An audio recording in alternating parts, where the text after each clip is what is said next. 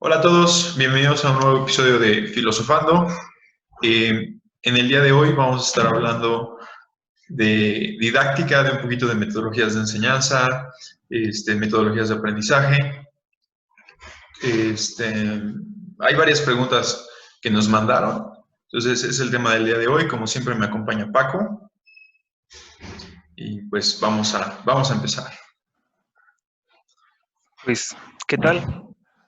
Tenemos varias preguntas que son específicamente del tema y también preguntas que son concretas para ti, Arturo, Ujú. desde tu historia como esgrimista y también como profesor de clases más tradicionales.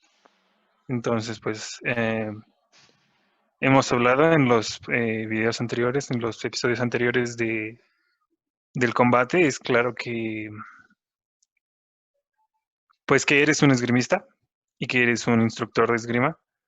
Y la primera pregunta es justamente cuándo decidiste que querías ser maestro, enfocada como a dar ese salto, ¿no? No es lo mismo, por ejemplo, ser un instructor físico que ser un maestro de aula, ¿no? O sea, ¿qué te llevó a querer dar ese paso? Es una historia interesante. Creo que todos los practicantes de esgrima histórica de la primera y segunda ola, si queremos llamarle así, tuvimos que plantearnos si queríamos enseñar o si queríamos entrenar o si queríamos seguirnos quedando en casa, ¿no? Esto porque al inicio pues no había muchos instructores, no teníamos realmente opciones. Cuando yo me enteré que existía la esgrima histórica, pues no había nada en Toluca y había un par de asociaciones en México. Me acuerdo que estaba lo que en ese tiempo se llamaba Hermandad de Guerreros y pues sí, los inicios de Masa de Plata, que ellos también empezaban a incursionar, ¿no? Pero ambos grupos estaban en la Ciudad de México y había otros grupos que hacían algunas otras cosas similares, pero nadie practicaba, más allá de ellos quizás tal vez Arma México, que también ya tenía un tiempo aquí, no había opciones para empezar a practicar, ¿no? Entonces muchos de nosotros en México y en Europa y en Estados Unidos en aquella época, yo me considero parte de la segunda o la tercera ola, ¿no? Dependiendo de qué tan atrás vayamos en la historia de Jim en el mundo, ¿no? Pero de que empezaron a surgir eventos y escuelas más formales y toda esta investigación, se puede decir que soy como más o menos de la segunda generación. Y entonces digo, muchos de nosotros tuvimos que decir eso, o sea, no tengo con quién entrenar, tengo que armar yo un grupo.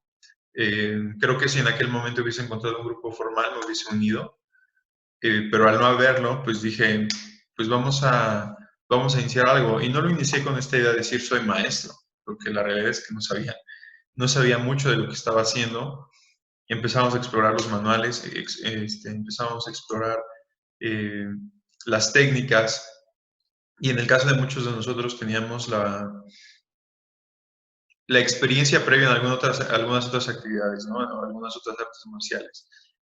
Eh, entonces, pues dije, pues vamos a armar un grupo de amigos y yo voy a ser el que lea, yo voy a ser el que investigue, yo voy a ser el que se mete un poquito más y voy a empezar a practicar con ellos, ¿no? Y entonces así fue como empecé a dar clases dentro de esgrima.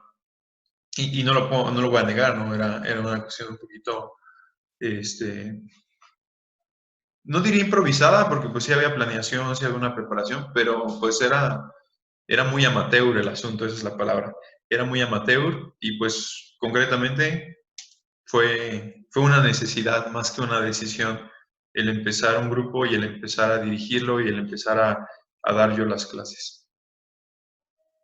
Y bueno, ¿qué fue lo que te inspiró a ir más allá después de empezar como tal este grupo de amigos? Ahora son 11, 12 años después de eso. 11 y Y medio. digamos que aproximadamente como en el 10, 11 fue cuando empezaste a explorar otros rumbos, por así decirlo. ¿Qué Ujú. fue lo que te hizo dar ese siguiente paso posterior? ¿Te refieres a dar clases como más allá de esgrima o a expandir lo que hacíamos dentro de la escuela? Ajá, a clases más allá del esgrima. Por ejemplo, Mm. los cursos que hemos dado de defensa personal o también las clases formales de materias como historia o humanidades y ese tipo de cosas.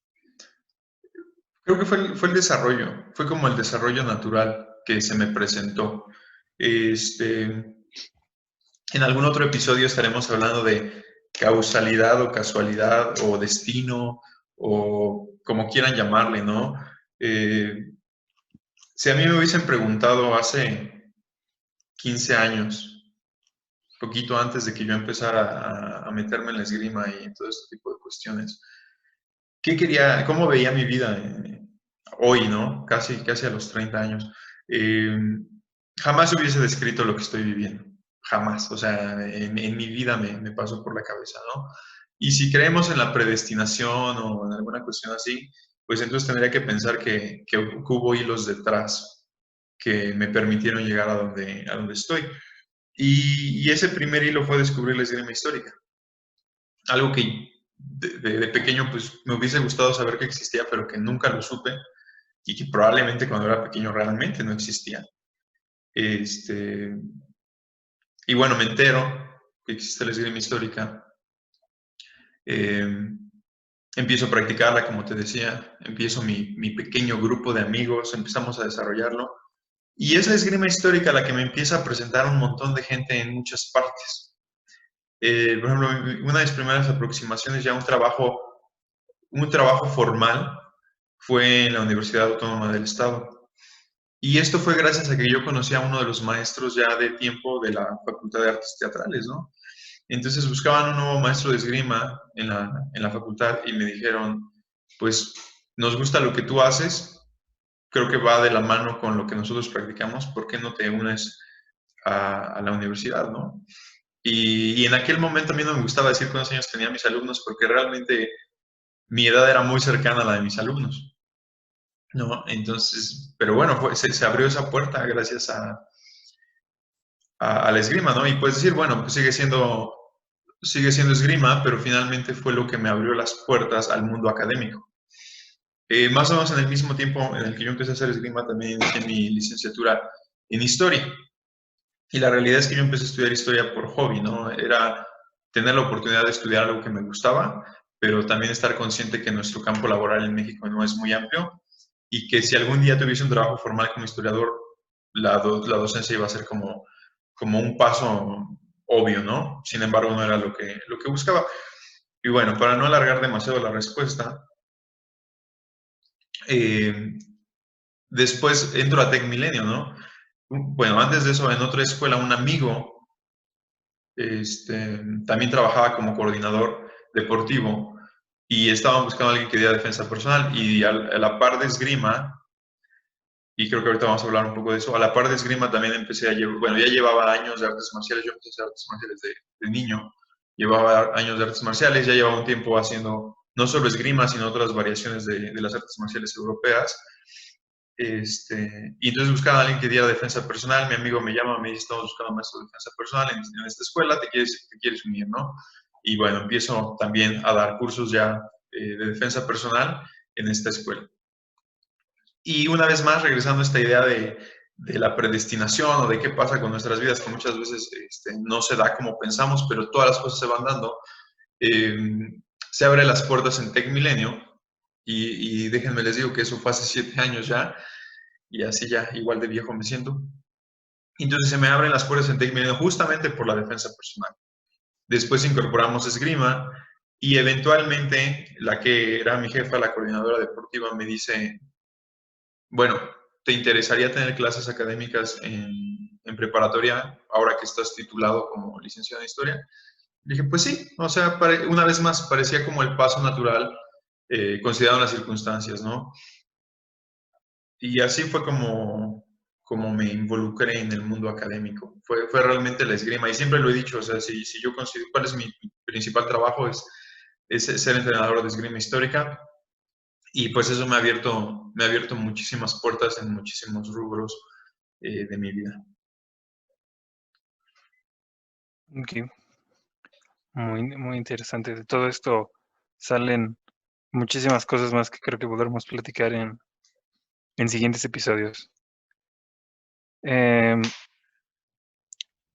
la siguiente pregunta, bueno, es como un poco mixta, ya no es tan personal, pero aún así es una pregunta para ti. Dice, ¿en qué corriente o método de la educación basas tus clases de esgrima? Mm, Esa pregunta me gusta mucho. Es algo de lo que hablo constantemente con aquellos que trabajan conmigo como instructores dentro de la escuela. En episodios pasados, cuando platicábamos con Luis acerca de psicología, decía yo que el entrenador, además de saber de esgrima, tiene que saber de psicología, porque tenemos que aprender a manejar las emociones de nuestros alumnos, entender cómo piensan y tratar de adaptarnos a sus necesidades, ¿no? Y creo firmemente que el entrenador también necesita ser un pedagogo en cierto nivel y que debe conocer técnicas de enseñanza. Y entre más domines, mejor. O no digamos domine, conozca, ¿no? Eh, Porque muchas veces el saber hacer, el ser muy bueno en algo, no nos hace, por ende, buenos enseñando. Eso es algo muy importante y que cuando lo vemos en un proceso de aprendizaje como entrenadores o como maestros, tenemos que entender que seamos buenos en algo no nos hace buenos enseñando. Entonces es mejor que nos preparemos en didáctica y pedagogía, ¿no? Y me gusta porque en Krieger nosotros tenemos una metodología y esa metodología se ha ido basando en, en ciencia, vamos a decirlo así, ¿no? En estudios, en buscar qué es lo que realmente sirve. Entonces, ¿qué corriente o qué método utilizamos? Bueno, hay varias cosas que yo implemento en nuestra metodología de enseñanza y que es parte de nuestro proceso interno de certificación para nuestros instructores internamente. No es que tengamos un proceso de certificación válido a nivel nacional o algo así, no, no. Para que nosotros permitamos a alguien enseñar, es importante que conozcan este tipo de cuestiones, ¿no? Entonces, el primero y el más importante es el constructivismo. Y hay un artículo que publicó Agea Editora. Si no mal recuerdo, está redactado por Tom Quay, lo pueden buscar. Se llama Dandis, Pomposos y Pendencieros. Está en la página de Agea Editora. Y justamente habla de las metodologías que se aplicaban en la Edad Media para enseñar y que aplican a nuestros días, aún hoy en nuestros días, a las artes marciales, ¿no? Y entonces nosotros nos basamos en el constructivismo. ¿Cómo funciona esto? A grandes rasgos creemos que necesitas tener piezas y vemos la enseñanza como un rompecabezas. Y nuestra intención final es que nuestros alumnos puedan armar el rompecabezas por sí mismos. Pero nosotros les tenemos que proporcionar cada una de las piezas. Entonces, te decimos, esta es la pieza A y con esa tienes que empezar a trabajar. Y esa pieza A está dividida en más piezas, no en subpiezas, A1, A2, A3, A6. Entonces te vamos dando la 1, la 2, la 3. Y ya que hiciste tu base de la pieza A, entonces ahora empiezo a trabajar con la pieza B. B1, B2, B3, B4. Y luego la C y luego la D. Pero cada clase y cada módulo y cada cosa que enseñamos está construida de manera que tú puedas ir poniendo un nivel sobre el otro, un nivel sobre el otro, ¿no? Y, y creemos que creo yo, que esa es la mejor forma de enseñar. Que el conocimiento lo vayas generando tú con la práctica y que después eso va sumando, de manera que puedas ir asociando lo que tú estás aprendiendo, ¿no? Que no sea una repetición vacía, sino que tú vayas asociando el conocimiento. Entonces es un método constructivista, pero también es un método asociativo. Es muy importante porque cuando el alumno logra ese momento que llamamos el ajá, ¿no? Lo que se llama el eureka, el descubrir ese punto, hace muchísimo más fuerte su conocimiento, ¿no? Hay otra metodología que se utiliza mucho en artes marciales, sobre todo aquellos que practicamos las artes marciales tradicionales, que se basa mucho en las formas y se basa mucho en las repeticiones. Y creo que tiene su valor. Por ejemplo, ahorita lo que estamos viviendo de no poder salir, de no poder tener ese entrenamiento en persona, toma mucho valor el trabajar a través de formas cuando estamos trabajando solos. Pero creo que el constructivismo y el enseñarle al alumno a asociar conceptos es lo que te da mejores resultados más rápidos, el método más eficiente. Y después, además de esos dos, implementamos muchísimo condicionamiento, en el cual, o con lo cual buscamos que un estímulo en específico produzca una respuesta en específico. ¿Okay? Entonces, combinamos esas tres ideas. Constructivismo, que las clases vayan seriadas de forma que uno vaya construyendo su conocimiento. Un método asociativo en el cual una cosa tiene que estar relacionada con la otra para que se haga más fuerte lo que estás aprendiendo. Y número tres, un condicionamiento en el cual la circunstancia A debe dar una respuesta específica, ¿no? Y podríamos profundizar en este tema, pero para no extenderme demasiado, pues ese es un resumen de cuáles son los métodos que utilizamos en la escuela para entrenar a nuestros alumnos. La siguiente pregunta dice, ¿por qué usas estos métodos? No, perdón.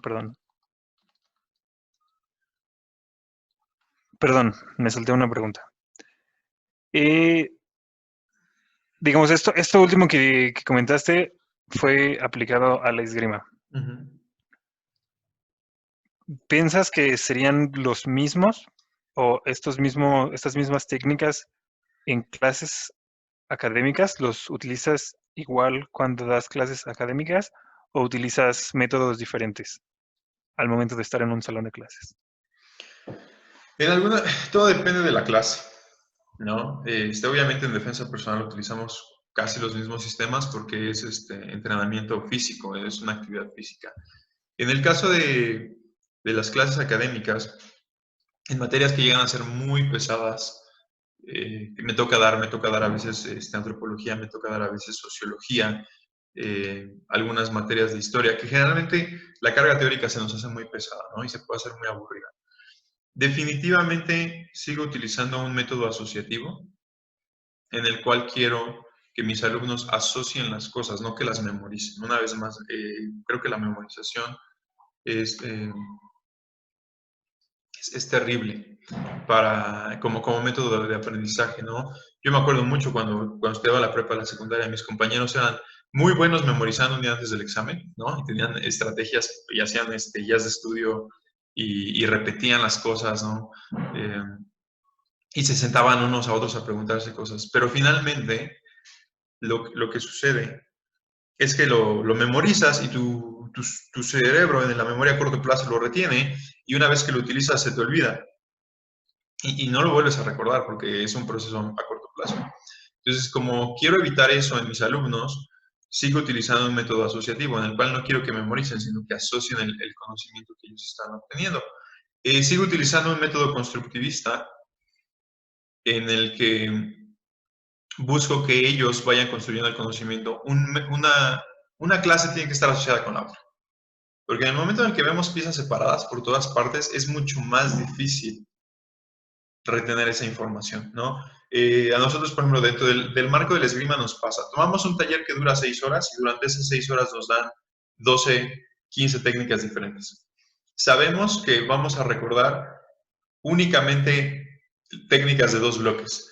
Del primer bloque, porque es lo primero que vimos y nuestro cerebro estaba fresco, y del último bloque, porque es lo más reciente. Entonces, 2 o 3 días después de que hayas terminado el seminario, lo más probable es que te acuerdes de esas primeras técnicas y de esas últimas 2 técnicas, ¿no? Y con los alumnos en la escuela se pasa mucho eso, solamente recuerdan un poquito de lo que les estás enseñando. Entonces, cuando te vuelves un método constructivista, cuando vas construyendo una cosa sobre la otra, incluso si les das 15 técnicas, pero la técnica 15 sigue reforzando la técnica 1, van a recordar la 1, la 2 y la 3 porque están asociadas, están seriadas, ¿no? Entonces, constructivismo, Y en método asociativo lo sigo utilizando en ambos casos, ¿no? Y después, muy importante, dos cosas para el aprendizaje académico. Tienes que estar involucrado en tu proceso de aprendizaje. Si tú esperas que alguien más te dé todo lo que tienes que aprender, no te lo vas a aprender. Y te tienes que involucrar. Te tienes que involucrar en ese proceso de aprendizaje. Porque cuando tú tienes interés, recuerdas mejor. Entonces tratamos de que el alumno se involucre haciendo. No, esta teoría de aprender haciendo, tratamos de aplicarla también en lo académico, porque en lo físico es muy fácil. Si no mueves la espada, si no haces el ejercicio, no recuerdas. Tu cuerpo realmente no aprende. Pero en lo académico es muy fácil sentarnos y decir, ah, sí, ya aprendí. Y no aprender nada en realidad, solamente escuchar. Eh, es lo que se llama reconocimiento, ¿no? Entonces no lo recuerdas, lo reconoces. Y después te dicen, oye, ¿sabes qué es esto? Y dices, sí, sí lo vi, pero no lo recuerdas. Simplemente reconoces el concepto, ¿no? Entonces, para evitar ese tipo de reconocimiento, me gusta que sea un aprender haciendo también. Y que los alumnos, una vez que han asociado el concepto, encuentren una forma de aplicarlo en la vida diaria. Porque esto es bien interesante.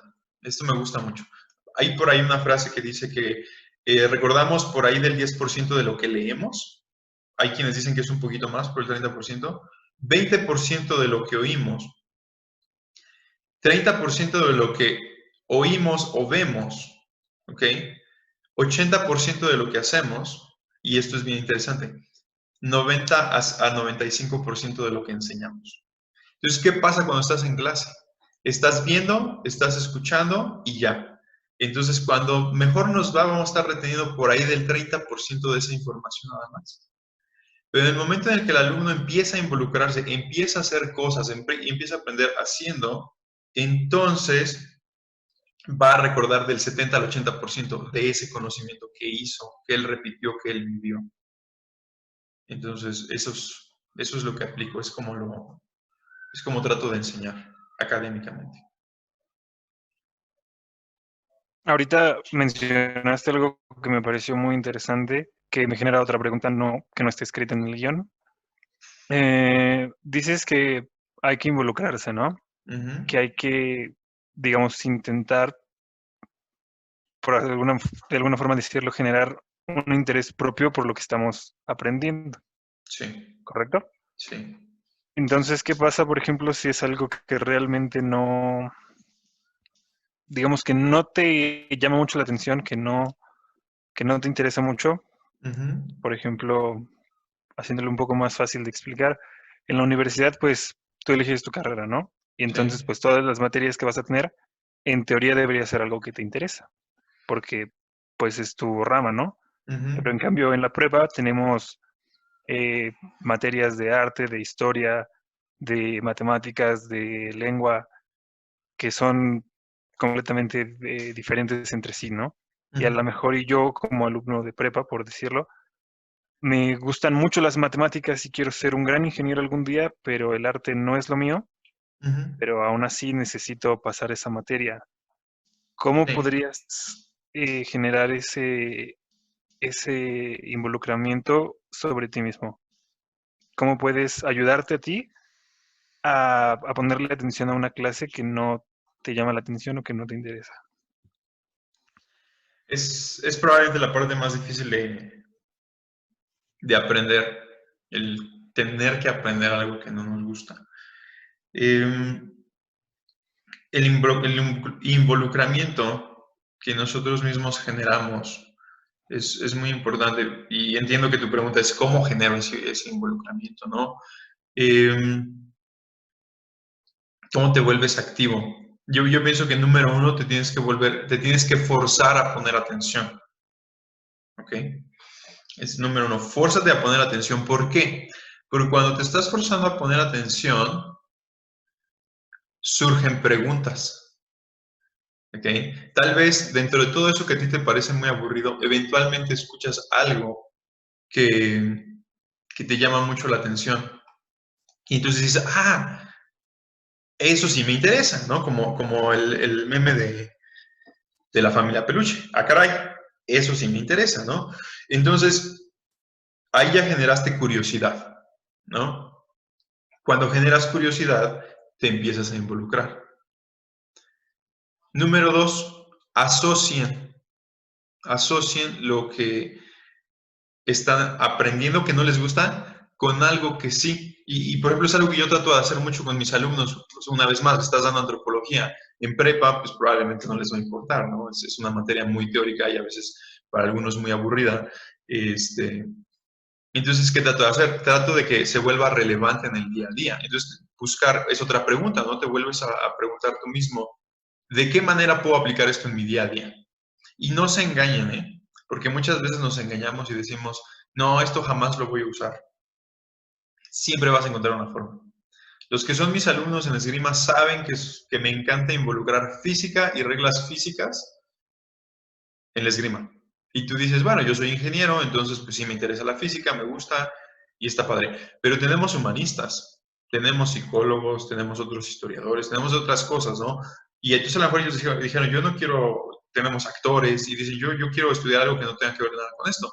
Pero eventualmente les enseñamos cuál es la relación que hay entre la física y la esgrima y entonces se vuelve relevante y lo puedes asociar. Entonces dices, ok, ¿cómo esta materia que a lo mejor es muy teórica, yo como ingeniero puedo aplicarla en mi vida diaria? Y probablemente no va a ser en ingeniería, pero tal vez en alguna otra cuestión de tu día a día lo puedes involucrar, ¿no? Entonces estás generando interés, estás generando involucramiento. Es muy importante generar esa curiosidad y empezar a hacer preguntas. Ahora, si lo quieren hacer como muy académico, muy simplón, si quieren, váyanse al qué, cómo, cuándo y por qué. ¿Qué estoy aprendiendo? Ahora, en la otra plática con Luis también hablábamos de estos estímulos falsos. A lo mejor la materia puede ser muy aburrida, pero encontrar esas aplicaciones ocultas o esa forma de aprenderlo con una actividad oculta es muy útil, ¿no? Entonces, una vez más, dices, me va a servir de esta manera, empiezo a hacer preguntas, ¿qué estoy aprendiendo? Pero a lo mejor no es el nombre de la materia, sino qué contiene, cómo lo puedo aplicar, para qué me va a servir, por qué es necesario que lo sepa. En muy pocas ocasiones una materia que te estén enseñando está ahí por que alguien nada más se lo ocurrió. Sí llega a pasar, se los puedo decir, pero muy pocas veces sucede. Entonces, ¿por qué está ahí? ¿Cómo lo puedo aplicar? ¿Cuándo lo puedo aplicar?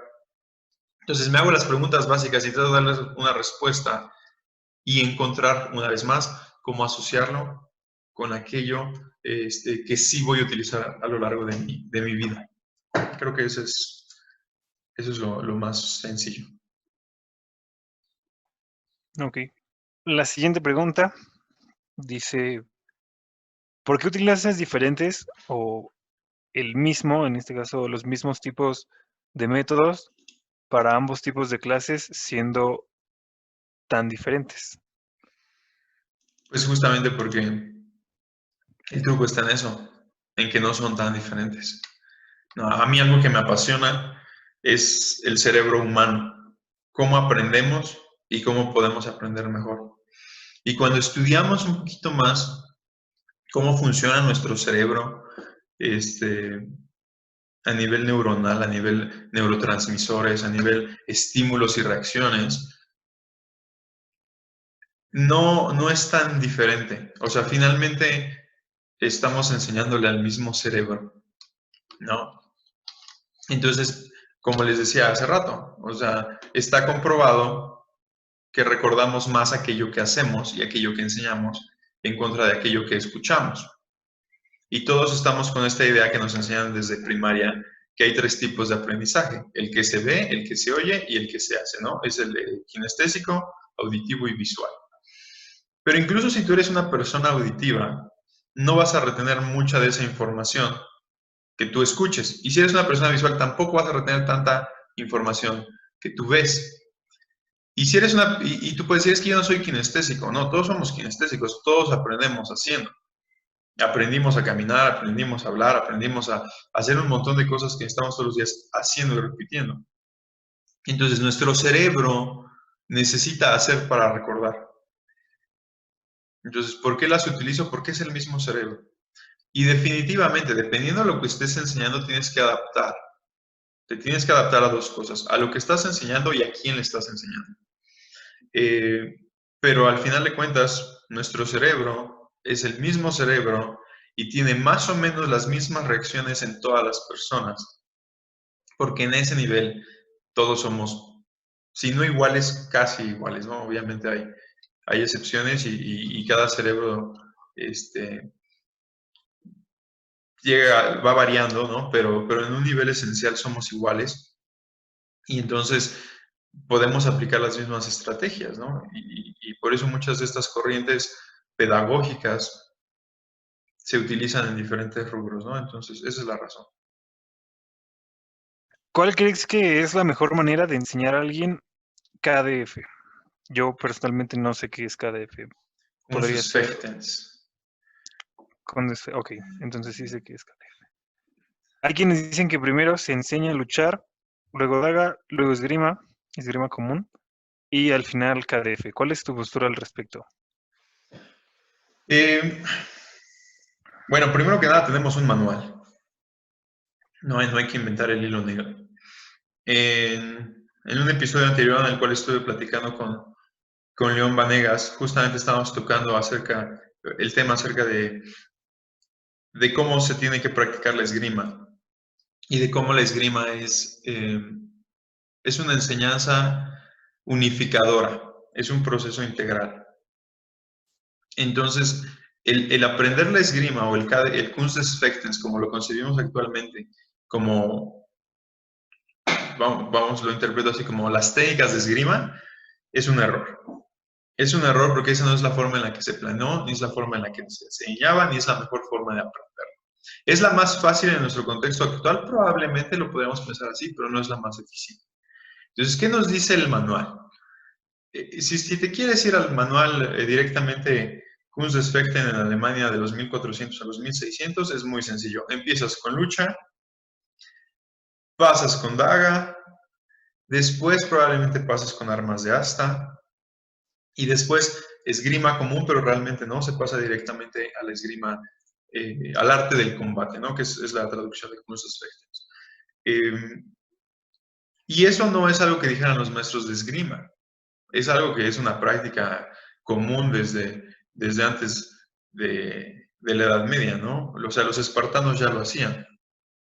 Los espartanos tenían un sistema de formación integral en el cual el niño a partir de los 7 años empezaba a aprender lucha.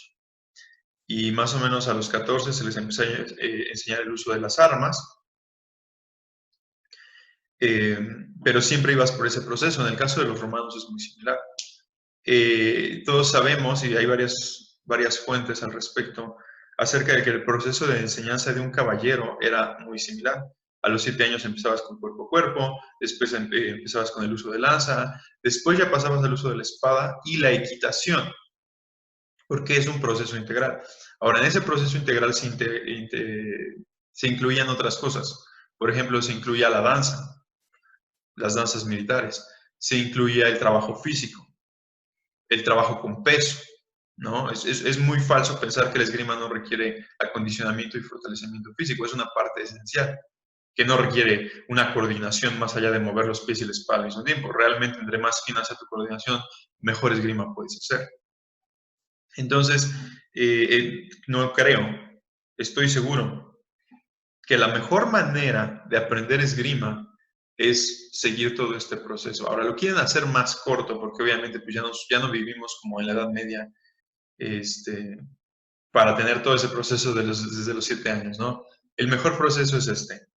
Tienes que aprender primero lucha. ¿Por qué? Porque la lucha te enseña primero y antes que nada a controlarte a ti mismo.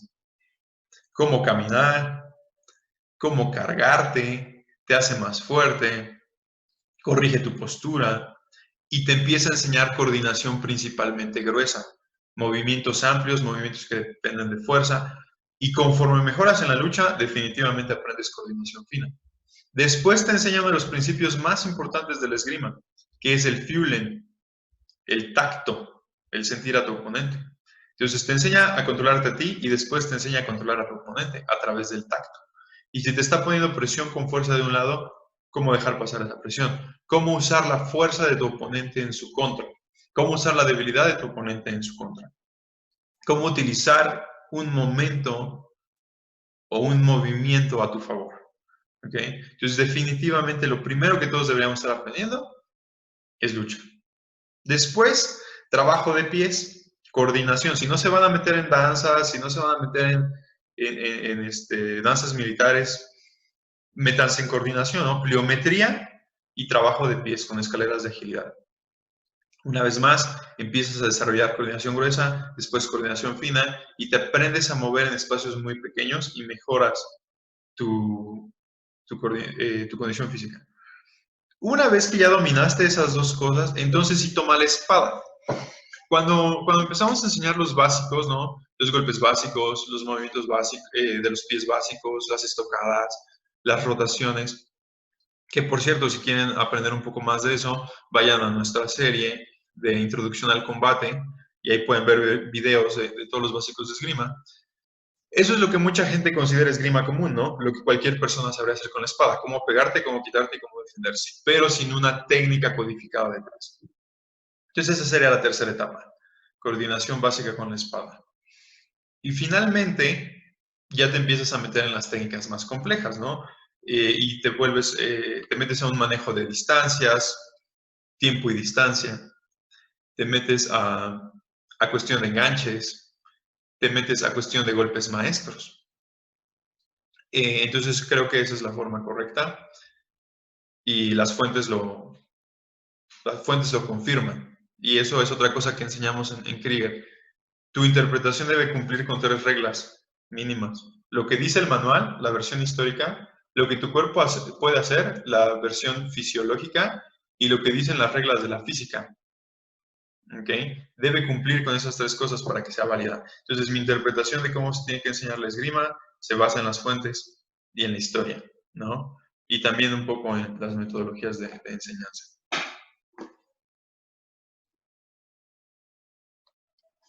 ¿Crees que, por ejemplo, algunos de estos conceptos como, como el fueling o como aprender a controlarte a ti mismo pueden tener alguna relación o se pueden aplicar al momento de tomar una clase de escuela, una clase en un aula?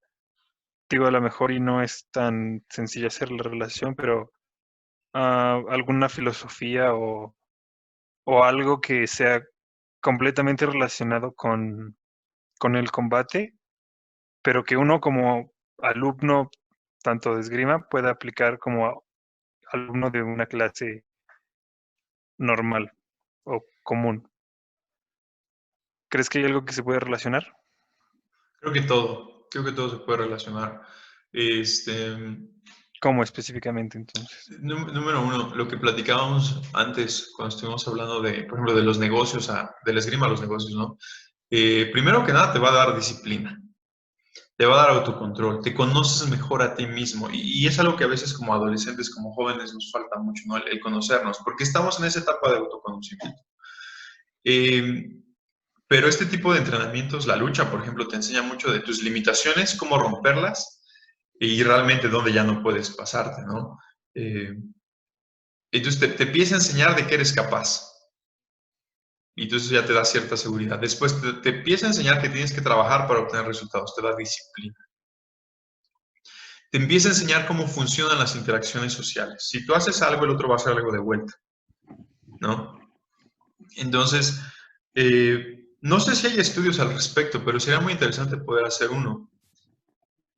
Hacer un estudio en el cual veamos si los alumnos que tienen experiencia, años de experiencia en la práctica de artes marciales, tienen mejor desempeño académico. Ahora, mi experiencia empírica me dice que sí. Casi todos los alumnos que tienen ese desarrollo marcial que te lleva por 2 partes, físico y mental, tienen mejor desarrollo porque entienden estas reglas de interacción, entienden estas reglas de respeto, entienden estas cuestiones de disciplina, y se conocen un poquito mejor, ¿no? Mucha gente piensa que las artes marciales te hacen más violento y la mayoría de los maestros de artes marciales coincidimos en una cosa. Al saber de lo que tu cuerpo es capaz y de cómo se lastima el cuerpo de alguien más, tiendes a controlarte más. Entonces, nuestras interacciones sociales como adolescentes y como niños son mejores en la escuela y con nuestros maestros, porque también entendemos esa dirección, ¿no? de autoridad y de respeto hacia la autoridad, en la mayoría de los casos. Entonces, creo que sí, y por eso era un proceso formativo en la Edad Media. Y es algo de lo que hablábamos también con León. En la Edad Media no te enseñaban esgrima, o lucha, o equitación, o combate como una materia, como ahora lo vemos, opcional y deportiva, ¿no?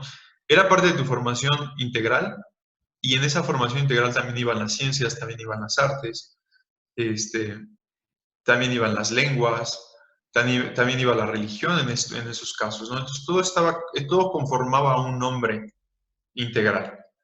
Y entonces creo que actualmente lo que nos falta para completar ese conocimiento integral es incorporar actividades físicas, sobre todo de este estilo que te da autocontrol, desde niños, porque se vuelve una unión bastante fuerte entre todo lo que haces y todo lo que aprendes cuando eres joven.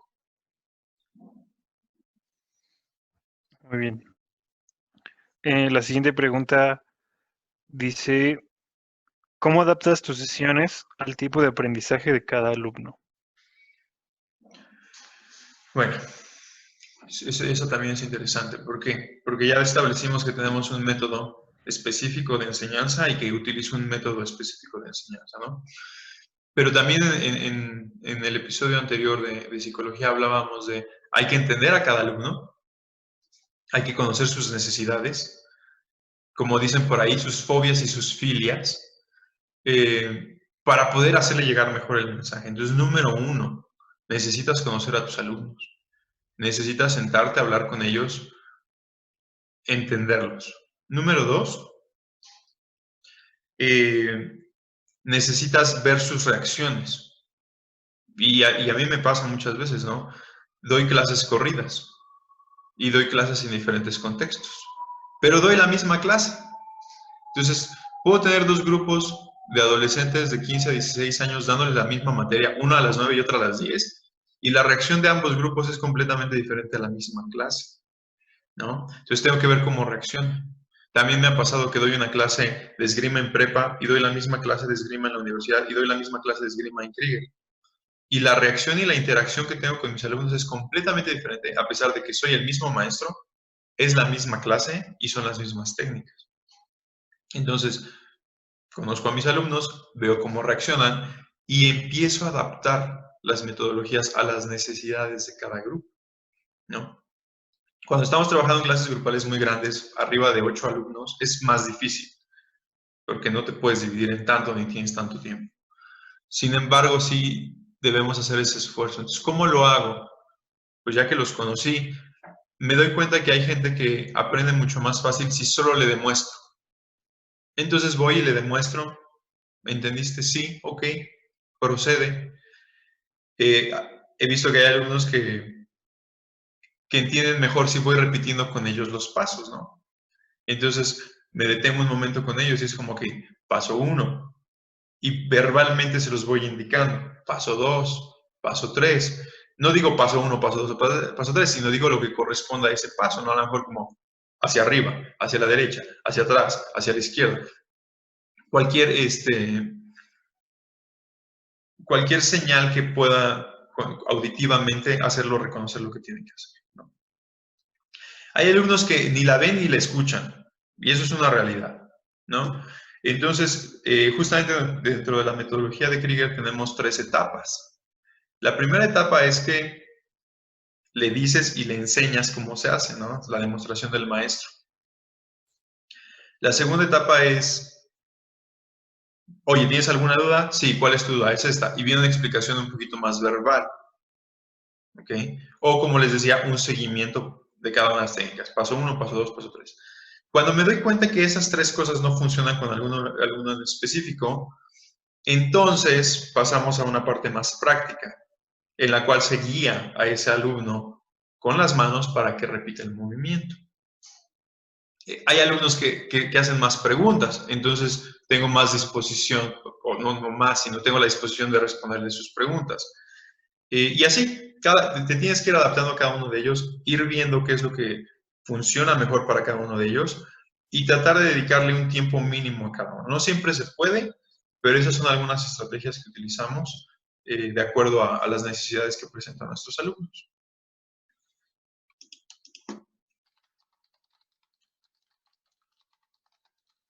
Ok, la siguiente pregunta es bastante personal, no tanto como una personal para ti, sino personal de quien la realizó.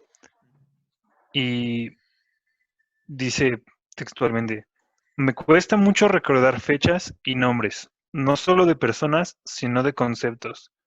¿Qué pueden recomendarme para solucionar esto? Ok, número uno. Lo voy a mover primero al campo de la historia, que es una de mis especialidades, y algo con lo que la gente siempre viene y me dice, oye, es la típica, ¿no? O sea, ¿tú eres historiador? ¿Tú das clases de historia? Sí. Yo soy muy malo para recordar fechas. Es como, es una frase universal. Siempre que alguien sabe que eres historiador, te lo va a decir. Eh, pero bueno, entonces mi respuesta siempre es, yo también, ¿no? Y perdón ahí si algún historiador me está escuchando, porque yo sí en ese sentido no es mi parte de la historia que me gusta, ¿no? Nunca he sido fan de memorizar fechas y lugares y todos los nombres.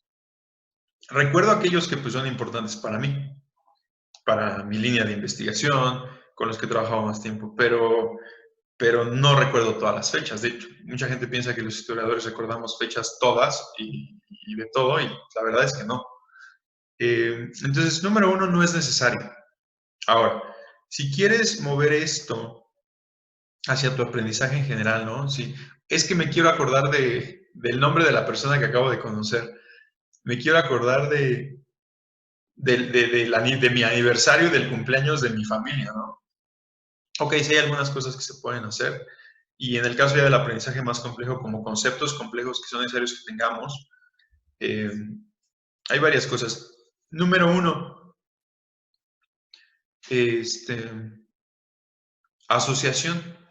Asocien las cosas unas con otras. O sea, de repente yo me quiero acordar de una fecha en específico. Por ejemplo, el cumpleaños de Paco. El cumpleaños de Paco, por si le quieren mandar una carta atrasada, es el 16 de abril. Ahora es muy interesante porque yo a él lo conocí hace 4 años y apenas me lo aprendí, ¿no? Entonces, son dos cosas, interés y asociación. Casi nada de lo que olvidamos realmente nos interesa. No, es que a mí sí me interesa, no, no, no. El hecho de que no lo hayas memorizado tiene mucho que ver con que no hayas puesto atención al inicio. No, es que se puse atención, sí, pero no el tipo de atención que requieres para memorizar, porque es un tipo de atención bien específico, pero ahorita van unos tips. Entonces, asociación es número uno. Hay muchas personas que yo conozco, incluyendo a mi mamá. Mi mamá cumple años el 11 de abril. Y van a decir, bueno, a mí eso, ¿qué me importa? Ahí va. Entonces, número uno, para recordar el cumpleaños de Paco, pues primero dije en abril, donde todos los que conozco cumplen años, ¿no? Número dos, en algún momento ubiqué que el número favorito de Paco era el 16. Y mi número favorito es el 4. Entonces, 4 por 4, 16, ya está. Entonces, cuando pienso en Paco, asocio esas dos cosas. Cumple años en el mes que todas las personas que yo conozco cumplen años, y su número es el 16. 4 veces 4, ¿no? O también lo puedes ver como el 16 del 4. ¿Ven? Ahí hay una relación, ¿no? Me pasa con uno de mis sobrinos, siempre se me olvida su cumpleaños. Pero me acuerdo que es en julio. ¿Por qué me acuerdo que es en julio? Porque su papá y mi papá son de julio. Todos cumplen en julio. Entonces, me acuerdo que es en julio, siempre se me olvida el día. Es el 13 o el 4. Pero me acuerdo porque asocié el mes que nació con el mes en el que nació su papá con el mes en el que nació mi papá.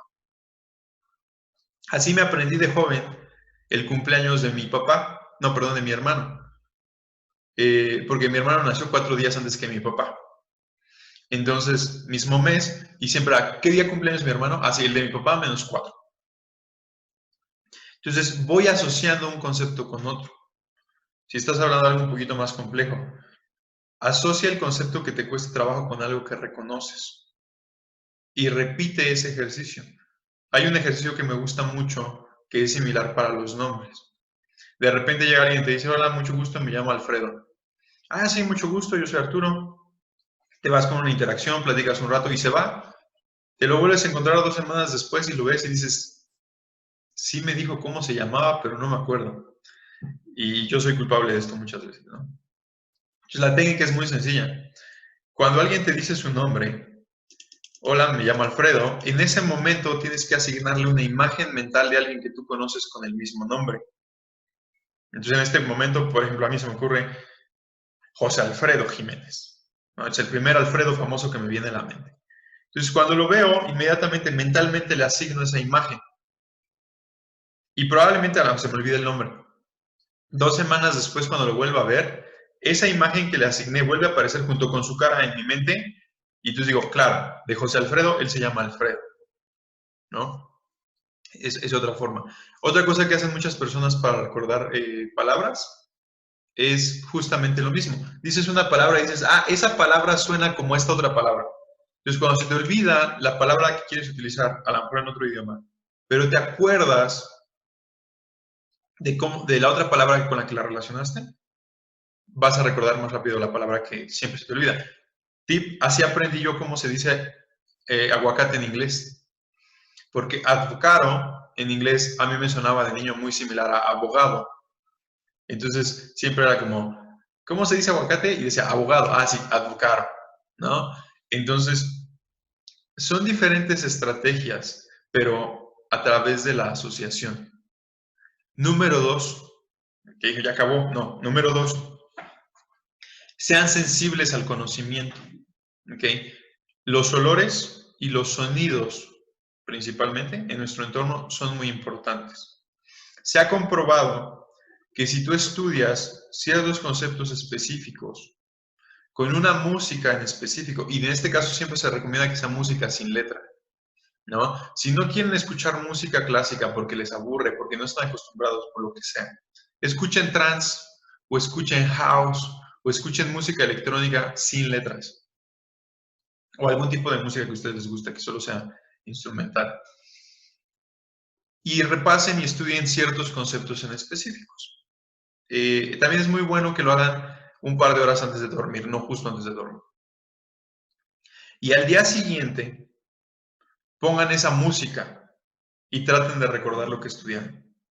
¿Cuántas veces no les ha pasado que ustedes detectan un olor en específico y ese olor les hace recordar algo que no tiene nada que ver con lo que estás viviendo en ese momento, pero el olor te hace recordar? Es un disparador en el cerebro. ¿Cuántas veces no te ha pasado que una canción que tiene años que no escuchas, la escuchas y te hace recordar algo en específico? ¿No? Entonces, que su aprendizaje se hace sensorial, no solo la mente, no solo la vista, no solo el escuchar, sino que haya el aroma, ¿ok? Involucrado también. Hay quienes lo que hacen es prenden una vela de un olor, o de un olor en específico mientras estudian ciertos conceptos. Apagan la vela, se van a dormir. Y cuando tienen que recordar esos conceptos, encienden el mismo olor. Porque nuestro cerebro, ¿qué creen que hace? Pues asocia. Entonces, eh, sean activos, ¿ok?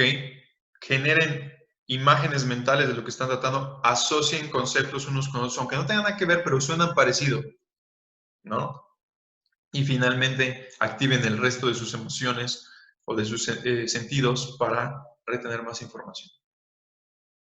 Creo que a mí, bueno, dentro de mi experiencia personal, el que más me ha funcionado es el de asociar conceptos y no solo como decías, ¿no? Del aguacate y el abogado, sino en Ujú. general como con frases más complejas. Y tengo una que había guardado desde hace mucho en mi celular. Nadie preguntó, pero ahora aún así lo voy a decir. Es para aprenderse el ciclo celular y está en inglés, es Pass me a taco chip. Pass es para la profase, Ujú. mi, metafase, a, anafase, taco, telofase, chif, citoquinesis. Y pues está medio interesante. A ver si se alcanza a leer por ahí. Ahí está. Lo había guardado y tal vez no me ayudó mucho en la prueba, pero aún así, como siento que acordarte sobre todo porque está gracioso, ¿no? Pásame un taco, chef. Sí. No, Este, Sí. te puede ayudar bastante. Y eso es muy importante. De hecho, qué bueno que lo mencionas, Paco. Eh, Porque esta técnica es una técnica universal, solo que a veces no nos damos cuenta. Y eso es la técnica que nosotros enseñamos para que nuestros alumnos aprendan más rápido conceptos en esgrima. ¿Ok? Si ustedes van a yoga, ¿ok? Y es algo que también platicaba un poquito en el episodio de psicología. Cuando ustedes van a yoga, al final de la sesión normalmente, o al inicio, ¿no? en algún momento, que estás haciendo la meditación, te dan ciertos mantras. ¿Ok? Y algunos mantras en teoría tienen poderes curativos, otros tienen cuestiones energéticas. La cuestión es que tu mente se conecta con esa frase y tú la repites y la repites, y entonces vas a obtener cierto efecto, ¿no?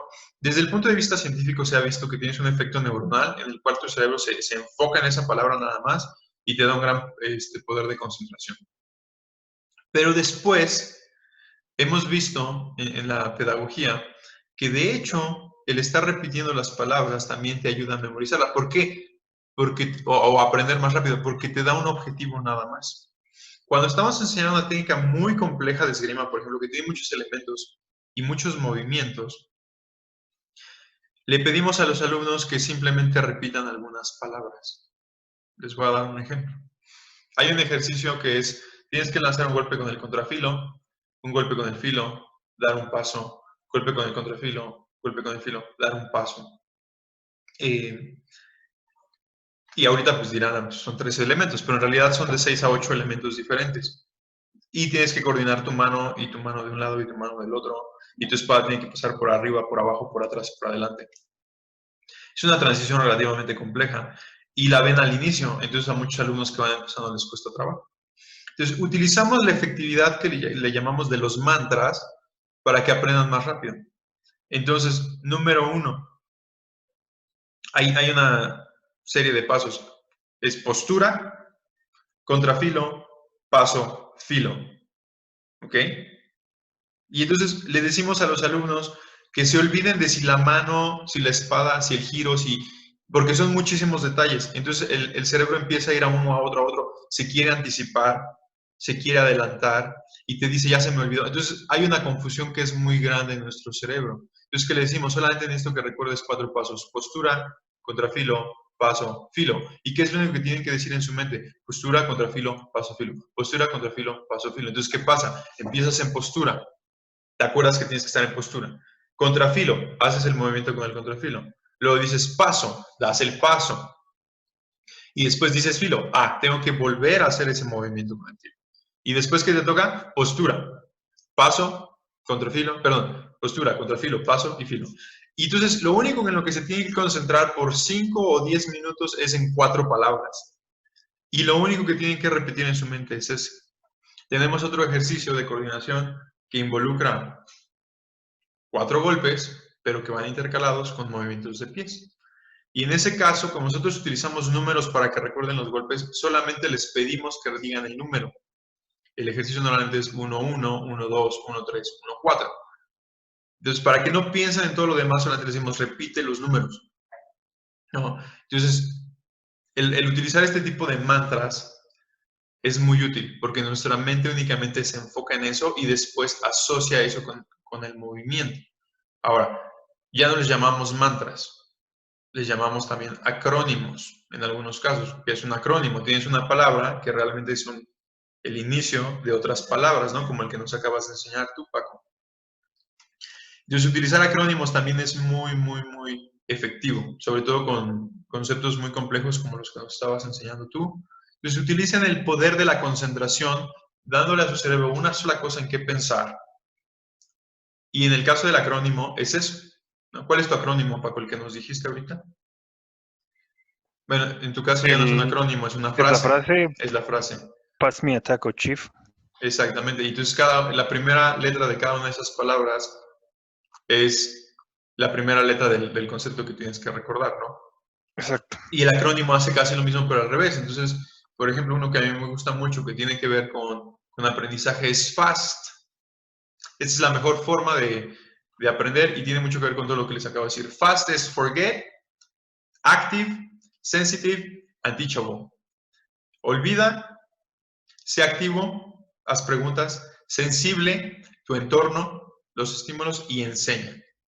Y para cerrar esa pregunta, ese es el último consejo que les doy, es enseñen.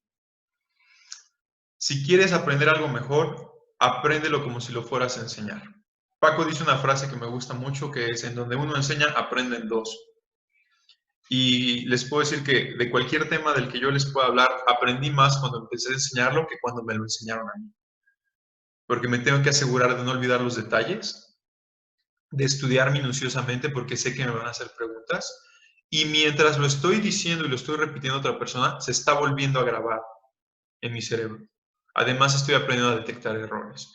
Entonces, sean activos, hagan preguntas, involúcrense y asocien las cosas, sean sensibles a los estímulos externos y enseñen o aprendan como si fueran a enseñar. Esas son las 3 mejores cosas que pueden hacer para recordar lo que quieran recordar. Última pregunta del día de hoy, y esta la puedo relacionar mucho con una experiencia personal. Okay. Hace un tiempo tuve una clase y en esta clase no me cabía duda alguna de que el maestro dominaba a la perfección los conceptos que estaba enseñando. Todas las prácticas, todos los temas, todas las dudas que le pudimos haber preguntado, nos las resolvió con todo el conocimiento y el respaldo teórico y práctico necesario, pero al final no siento que haya aprendido nada porque su didáctica era muy mala. O sea, eran, eran clases de hora y media de nada más escucharlo hablar y hablar y hablar. Y pues para no extenderme más en la anécdota, ¿qué tanto conocimiento o experiencia se necesita para poder enseñar?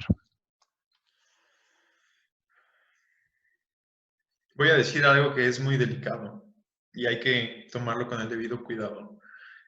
No mucho, no mucho, pero también hay que ser honestos en que enseñar no te hace ni maestro ni te hace experto. Sin embargo, enseñar es una habilidad. Eso de que todos nacemos con habilidades innatas, lo creo. Creo que somos buenos para ciertas cosas. Está demostrado que genéticamente tenemos predisposición para hacer mejor algunas cosas que otras, porque tenemos algo que se llama memoria genética. El Animus es medianamente verdad. Tenemos memoria genética. Sin embargo, también creo que todas las habilidades se aprenden. La que tú me digas. Entonces, enseñar es una habilidad que se tiene que aprender. Y para aprenderse se tiene que practicar. O para dominarse, ¿no? Entonces, vamos a ver dos cosas aquí. Lo que dije al inicio. Hacerte muy bueno o ser muy bueno en hacer algo no te hace buen maestro. Te hace experto en el tema, sin duda, pero no te hace buen maestro. Y hay maestros que son muy buenos maestros que son malos ejecutantes, ¿no? Lo cual pareciera ser contradictorio. Pero hay gente que es muy buena explicando ciertos temas que a lo mejor no llega a dominar en la práctica también, pero que logra que los demás los entiendan. Y eso es un buen maestro, es alguien bueno enseñando, ¿no? Otra cuestión importante, hablar no es enseñar. Tristemente muchos maestros por décadas, siglos y generaciones han pensado que solo hablar es suficiente para enseñar y eso es una mentira. ¿Por qué? Porque nuestros alumnos únicamente retienen por máximo el 30% de lo que escuchan. Y luego si los aburres, pues menos, ¿no? Entonces, ¿qué tanto conocimiento o experiencia necesitas tener para poder enseñar? Poco, poco en realidad. Esa es mi respuesta. Ahora, ¿a qué me refiero con esto? Esto es algo que nosotros enseñamos en la escuela y es algo que trato de inculcar en mis alumnos también, en académico. Y lo acabo de decir. Si tú aprendes para enseñar, aprendes más. Y aprendes más rápido y aprendes mejor. ¿Ok? Oye, pero ¿de qué estás hablando? Bueno, muy sencillo. Si yo estoy aprendiendo álgebra, ¿no? X más 2 es igual a, igual a 0. Algo muy simple, ¿no? Una ecuación muy, muy sencilla. Y yo ya logré entender el concepto y mi compañero no. Solo necesito saber ese concepto para explicárselo a él. Explícale cómo despejar. ¿Y qué vas a hacer ahora tú? Vas a repasar tu conocimiento y lo vas a transmitir a alguien más. Por lo tanto, también estás aprendiendo a enseñar, ¿no? Lo que hacemos en Krieger es que cuando algunos alumnos ya tienen cierto nivel de experiencia, obviamente buscamos que sea un nivel intermedio alto, tienen que empezar a trabajar con novatos. Y a pesar de que hay un instructor en la sesión que dirige la clase, los alumnos intermedios tienen que ir acompañando a los novatos y les van explicando y les van ayudando. Obviamente, cuando alguien se atora, pues el instructor está ahí para ayudarles. Pero esto se hace de manera que los intermedios ganen experiencia enseñando y refuercen sus conocimientos básicos explicándole a alguien más, ¿no? Entonces, creo que para empezar a enseñar necesitas tener un poco de conocimiento, que no es lo mismo que hacerte llamar maestro, experto o que dominas un tema en específico, ¿no? Y conozco mucha gente que te dice, yo aprendí idiomas mejor cuando los empecé a enseñar. Yo aprendí mejor este tema cuando lo empecé a enseñar. ¿Ok?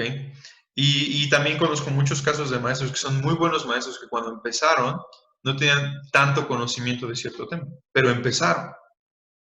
¿Ok? Entonces creo que mientras no te engañes a ti mismo y no engañes a nadie más, puedes empezar a enseñar algunas cosas. No vas a decir, tengo una escuela de matemáticas cuando solo sabes despejar X. Pero sí puedes enseñar a despejar X a tus compañeros que todavía no lo saben hacer, a tu hermano menor, ¿no? Entonces, si quieren mejorar enseñando, tienen que empezar a enseñar, es una cuestión práctica. Y estudiar, obviamente, metodologías, pero creo que pueden empezar con poco conocimiento y, ok, no digamos poco, con el suficiente. Y conforme quieres ir subiendo tu experiencia o tu nivel de enseñanza, pues sí vas a tener que ir haciendo cosas más formales, ¿no? O sea, no vas a llegar a querer dar clases de prepa si no tienes la licenciatura. No sucede, ¿no? Y no es ni es ético ni es correcto, ¿no? Y tampoco creo que debería pasar, ya que estamos en este tema, que, que empiezas a ver una actividad. Bueno, en las artes marciales pasa mucho, ¿no? Tienen muy poco tiempo enseñando y de repente, digo, aprendiendo y ya quieren empezar a enseñar. Es un proceso, ¿no? A mí que forzosamente me tocó tener que vivir el enseñar cuando estaba aprendiendo, fue muy complicado, pero también tuve que ser honesto y en ningún momento dije, yo soy maestro de esgrima, ¿no? O sea, no lo era. Ahora, a nosotros nos gusta el término maestro porque tiene ciertas connotaciones históricas, pero ahora sí ya me considero a mí mismo un instructor y un entrenador de esgrima. Pero esto es 12 años después, ¿no? O fue 5 años después, cuando ya había ganado la experiencia. Y aún así estoy consciente que tengo que seguir aprendiendo, ¿no? Entonces, empiecen a enseñar lo que saben hacer a quien puedan, a quien quiera aprender. Y eso es muy importante. Siempre enséñenle a quien quiera aprender. Eso es lo mejor que podemos hacer. Pues no sé si quieras agregar algo más al programa en general, ya son todas las preguntas. Y, y pues nada más, ¿alguna conclusión o algún remate para este show? No, creo que tuvimos preguntas muy interesantes hoy. Creo que este tema nos da para extendernos. En Krieger tenemos una metodología que hemos desarrollado por muchos años y hay muchos puntos finos de los que me gusta hablar, ¿no? Que tú y yo hemos platicado, que a veces platico con otros de nuestros instructores y que nos da para extendernos demasiado, ¿no? Pero creo que cubrimos muy buenas generalidades. Si nos están escuchando y tienen alguna pregunta o si no están de acuerdo con algo de lo que digo, por favor, díganos, este espacio está pensado para generar estas interacciones, escuchar sus opiniones, comentar con ustedes incluso. Entonces, pues creo que es un buen inicio si lo podemos extender más adelante. Creo que tuvimos muy buenas preguntas. Creo que pudimos hablar un poquito de lo que es la didáctica y la pedagogía para nosotros en Krieger. Y pues quedan abiertos los canales para quienes nos escuchan para interactuar con sus preguntas o con sus inconformidades. ¿Sale? Entonces, También, por supuesto, si a nuestros espectadores les gusta el contenido, pues no se olviden de dejar sus respectivos likes y sus suscripciones para continuar con este proyecto y pues tener más episodios próximamente. así es. Igual si tienen preguntas de algún otro tema, no dejen de mandárnoslas. Nos las pueden mandar a través de nuestras redes sociales. Facebook.com/Krieger Instagram.com/Krieger YouTube /C Krieger Estamos en las tres. Nos pueden hacer llegar sus preguntas por esos medios. Encuentran a Paco en Instagram como @Paco066. Y pues eso es todo por hoy. Gracias por escucharnos y nos vemos en el próximo episodio de Filosofando.